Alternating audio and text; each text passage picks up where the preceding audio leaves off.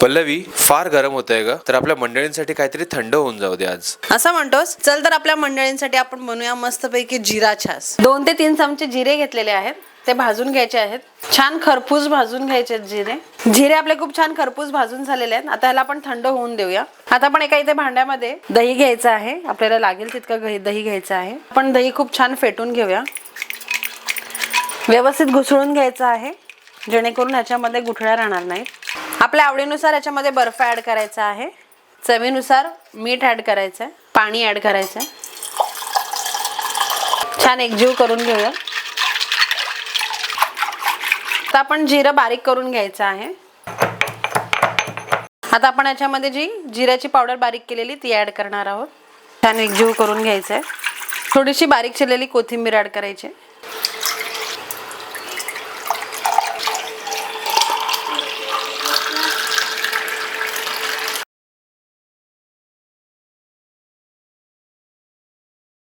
जर तुम्हाला ही व्हिडिओ आवडली असेल तर प्लीज चॅनलला लाईक, शेअर आणि सबस्क्राईब करा.